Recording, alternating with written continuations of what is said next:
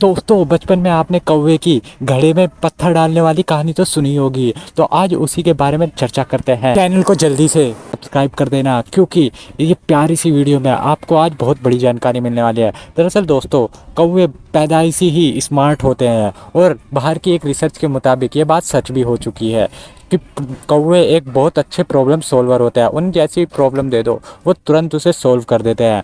एक कौवे के अंदर एक 7 साल के बच्चे जितना दिमाग होता है, तभी वो हर चीज़ को इतनी अच्छी तरह से सॉल्व कर पाते हैं।